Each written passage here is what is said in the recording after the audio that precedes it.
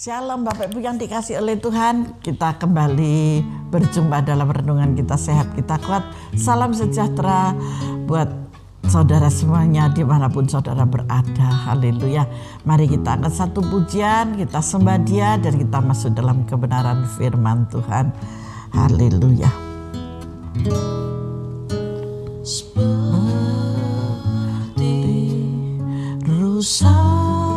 Seperti rusa yang merindukan air, rindukan air. Begitu pula jiwaku merindukan Engkau.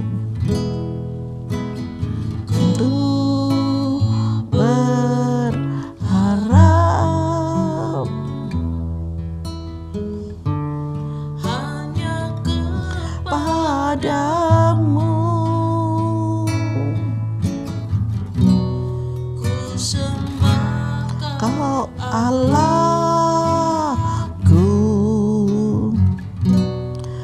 Tuhan dan Rajaku. Amin, amin. Kaulah sumber kehidupanku. Amin. Yang mengalir segarkan jiwaku.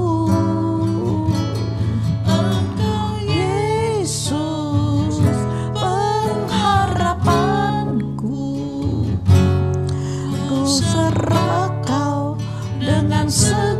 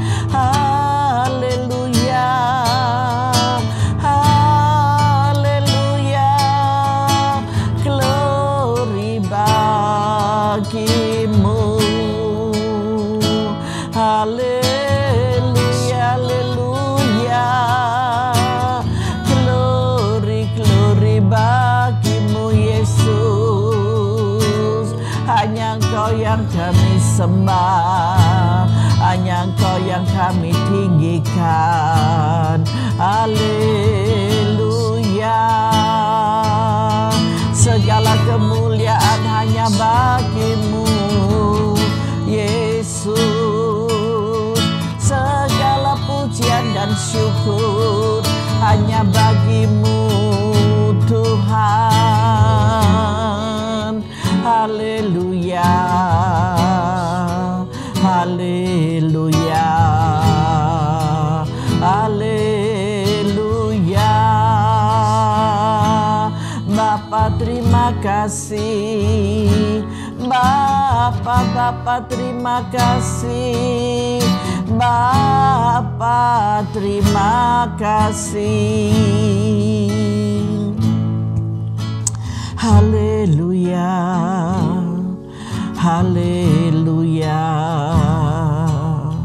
haleluya. Mari saudara kita satu di dalam doa.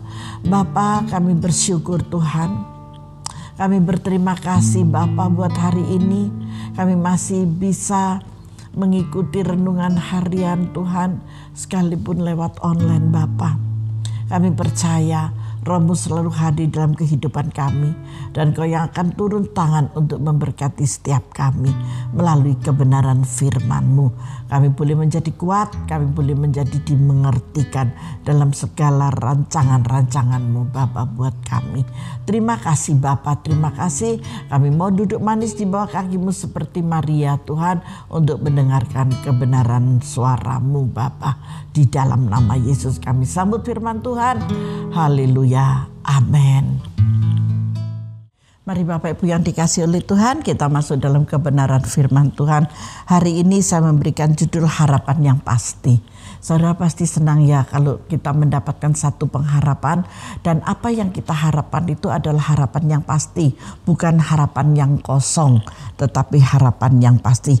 Mari saya ajak buka di dalam 1 Korintus 15 ayat pertama sampai dengan itu, kalau dibaca semua itu sampai ayat 34, 12 dari 34, terus masih ada lagi tema kebangkitan tubuh ya. Tapi ini berbicara tentang kebangkitan Kristus, kebangkitan kita, kebangkitan tubuh. Tapi saya mengambil di dalam kebangkitan kita. Amin. Nah, di dalam kebangkitan Kristus. Mari kita membaca di dalam kebangkitan kita. Karena intinya ada di dalam kebangkitan diri kita sendiri. Karena harapan itu kita terima. Amin. Faham dengan ini? Maka saya memberikan judul harapan yang pasti. Dari mana harapan itu? Dari kebangkitan Kristus, sehingga kita pun dibangkitkan. Dan juga ada kebangkitan tubuh. Ketika saudara dan saya dibangkitkan dalam tubuh, saudara menjadi ciptaan yang baru. Mari Bapak Ibu yang dikasihi oleh Tuhan, sudah siap? Oke. 1 Korintus 15 ayat yang ke-12 sampai ayat yang ke-20 saja.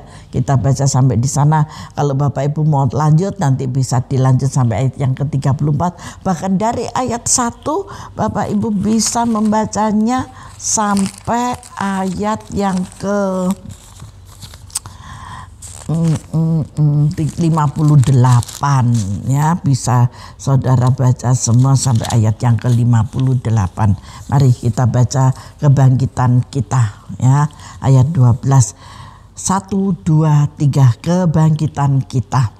Jadi bila mana kami beritakan bahwa Kristus dibangkitkan dari antara orang mati, bagaimana mungkin ada di antara kamu yang mengatakan bahwa tidak ada kebangkitan orang mati? Ada kebangkitan orang mati, terbukti dari diri Yesus sendiri. Kalau tidak ada kebangkitan orang mati, maka Kristus juga tidak dibangkitkan. Tetapi andai kata Kristus tidak dibangkitkan, maka sia-sialah pemberitaan kami dan sia-sialah juga kepercayaan kamu. Paham di sini? Jadi sia-sia semuanya kalau Kristus tidak bangkit. Tetapi benar-benar Yesus juga bangkit dari antara yang mati. Lebih daripada itu, kami ternyata berdusta terhadap Allah, karena tentang Dia kami katakan bahwa Ia telah membangkitkan Kristus, padahal Ia tidak membangkitkannya. Kalau andai kata benar bahwa orang mati tidak dibangkitkan. Sebab jika benar orang mati tidak dibangkitkan, maka Kristus juga tidak dibangkitkan. Dan jika Kristus tidak dibangkitkan, maka sia-sialah kepercayaan kamu dan kamu masih hidup dalam dosamu. Demikianlah binasa juga orang-orang yang mati dalam Kristus. Jikalau kita hanya dalam hidup ini saja menaruh pengharapan pada Kristus, maka kita adalah orang-orang yang paling malang dari segala manusia. Tetapi, perhatikan, tetapi yang benar ialah bahwa Kristus telah dibangkitkan dari antara orang mati sebagai yang sulung dari orang-orang yang telah meninggal. Jadi awal pertama melalui kebangkitan Kristus, maka semua orang-orang yang mati di dalam Kristus itu dibangkitkan. Maka di sini ditulis kebangkitan tubuh. Nanti Bapak Ibu Saudara sekalian bisa membacanya sebagai PR gitu ya. Di dalam 1 Korintus 15 ini sampai ayat yang ke-58 dari ayat yang pertama. Nah, di sini ada kebangkitan Kristus. Kebangkitan Kristus, saudara percaya sebelum di ayat yang pertama itu temanya perikopnya kebangkitan Kristus. Kita baca sebentar ya ayat 2 sampai ayat yang keempat. Oleh Injil itu kamu diselamatkan asal kamu teguh berpegang padanya seperti yang telah kuberitakan kepadamu, kecuali kalau kamu telah sia-sia saja menjadi percaya. Sebab yang sangat penting telah kusampaikan kepadamu, yaitu apa yang telah kuterima sendiri. Ialah bahwa Kristus telah mati karena dosa-dosa kita sesuai kitab suci, bahwa ia telah dikuburkan dan bahwa ia telah dibangkitkan pada hari yang ketiga sesuai dengan kitab suci. Ini semua sudah ditulis di dalam kitab suci ini tentang kebangkitan, kematian dan kebangkitan Kristus. Dan sekarang yang saya ajak kepada Bapak Ibu Saudara sekalian di ayat yang ke-12 itu di dalam 1 Korintus 15 ayat yang ke-12. Dan jika Kristus tidak bangkit dari kubur, apa yang tersisa ini apa gitu? Tidak ada sama sekali, semuanya musnah, semuanya menjadi hilang ya. Karena apa? Karena satu di ayat 14, tetapi andai kata Kristus tidak dibangkitkan, maka sia-sialah pemberitaan kami. Amin, berpaham ya? Dan sia-sialah juga kepercayaan saudara. Maka dari itu Yesus Kristus itu benar-benar bangkit. Itu di ayat yang ke-14. Di ayat yang ke-15, lebih daripada itu kami ternyata berdusta terhadap Allah, karena tentang Dia kami katakan bahwa Ia telah membangkitkan Kristus padahal Ia tidak membangkitkannya. Kalau andai kata benar bahwa orang mati itu tidak dibangkitkan, sama dengan kesaksian yang palsu, tetapi nyata benar bahwa Yesus telah bangkit dari antara yang mati. Tuhan, terima kasih Bapa. Iman yang sia-sia di ayat yang ke-17. Dan jika Kristus tidak dibangkitkan, maka sia-sialah iman percaya saudara, dan saudara masih hidup dalam dosa saudara. Tetapi karena kematiannya kita dimerdekakan. Amin. Paham ya, di sini melalui kematian Kristus kita sudah dimerdekakan. Itu di ayat yang ke-17. Maka dari itu dosa yang tidak bisa terampuni, iman yang sia-sia itu adalah dosa yang tidak bisa terampuni. Dan dosa yang tidak terampuni tidak adanya kehidupan setelah kematian. Tetapi firman Tuhan mengatakan kepada kita bahwa di sini ada kebangkitan kita, juga ada kebangkitan tubuh. Nanti Bapak Ibu Saudara sekalian bisa membacanya dari ayat 1 sampai dengan ayat yang ke-58 dari Injil 1 Korintus 15. Dan tidak adanya harapan di ayat 19.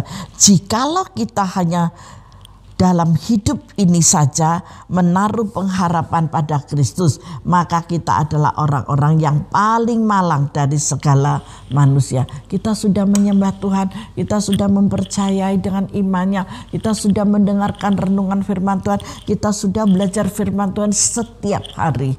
Tuhan Yesus datang ke rumah saudara untuk memberikan pengajaran melalui renungan. Kita sehat, kita kuat. Saudara tahu, ketika saudara duduk manis mendengarkan renungan kita sehat, kita kuat, itu saudara bersama dengan Roh Kudus loh. Yesus datang, Yesus sendiri berkunjung, Roh itu sendiri berkunjung kepada saudara. Dan ketika saudara menyimak firman Tuhan, itu saudara sedang belajar, sedang memahami apa yang Roh Kudus katakan kepada saudara. Roh Kristus, roh kebenaran itu sedang datang menghampiri saudara. Jadi kalau kita sudah beribadah, kita sudah percaya, kita sudah ini, tetapi kalau itu tidak hanya sebuah dongeng, semuanya menjadi sia-sia. Maka dari itu di ayat yang ke-19, dan tidak ada harapan sebenarnya, tetapi di ayat 19 dengan jelas sekali ada harapan. Karena apa? Karena jikalau kita hanya dalam hidup ini saja menaruh pengharapan pada Kristus, maka kita adalah orang-orang yang paling malang dari segala manusia. Tetapi benar ialah bahwa Kristus telah dibangkitkan, ayat 20, dari antara orang mati sebagai yang sulung dari orang-orang yang telah meninggal. Amin. Baru satu ini yang dibangkitkan dari antara yang mati melalui penyalipannya di Bukit Golgota, dan 3 hari kemudian Yesus telah dibangkitkan. Setelah dia dibangkitkan, dia berjalan ke Emmaus. Nanti kita akan lanjut pada saat ibadah raya nanti ya. Kurang berapa hari aja, sekarang hari Jumat. Nanti hari Minggu kita berjumpa dalam ibadah raya tentang kebangkitan Kristus yang bersama-sama dengan muridnya. Nah, saya tidak membahas ke sana, tetapi kita percaya bahwa kebangkitan Kristus, kebangkitan kita, kebangkitan tubuh itu bukan sebuah dongeng atau cerita, tetapi itu adalah suatu kenyataan. Karena apa? Karena dengan jelas sekali ya di ayat yang ke-7 selanjutnya ia menampakkan diri kepada Yakobus, kemudian kepada semua rasul. Itu terbukti Yesus bangkit. Maka dari itu nanti Bapak Ibu bisa membacanya dari 1 Korintus 15 ayat 1 sampai ayat yang ke-58. Di sini saya catat kebangkitan Kristus memberikan harapan yang pasti kepada kita. Ada amin. Saudara percaya melalui kebangkitannya pengharapan saudara tidak sia-sia. Tetapi apa yang saudara harapkan, apa yang saudara mimpikan, apa yang saudara rindukan akan dia nyatakan. Haleluya. Kebangkitan Kristus adalah jaminan bagi kebangkitan kita sendiri. Melalui apa? Melalui iman percaya saudara. Ketika saudara percaya bahwa Yesus telah bangkit, maka saya pun dibangkitkan dalam segala hal. Maka dari itu saudara harus semangat, saudara harus kuat, saudara harus dikatakan orang hebat. Kenapa? Karena saudara memiliki pengharapan yang pasti di dalam Yesus Kristus. Pengharapan saudara tidak sia-sia. Apa yang kau mimpikan, apa yang kau rindukan, ketika engkau sungguh-sungguh melekat kepada Bapa, engkau berusaha, setiap langkahmu pasti diberkati. Bu, pandemi. Tidak perlu ada pandemi atau tidak ada pandemi. Ketika Tuhan mau memberkati, tidak ada yang sukar. Karena bagi Tuhan tidak ada yang mustahil, semuanya menjadi luar biasa.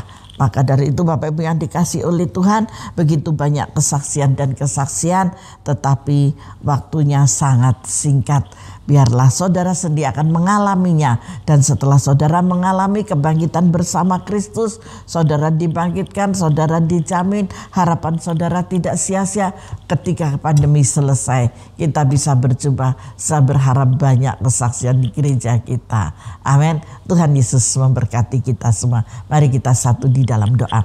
Bapa, terima kasih buat kebenaran firman-Mu yang memberikan pencerahan di dalam pemikiran kami, pencerahan di dalam kehidupan kami, sehingga kami ya Bapa akan terus melaju bersama dengan Engkau. Cinta kasih dan anugerah-Mu yang besar Tuhan, biarlah senantiasa menaungi setiap kami.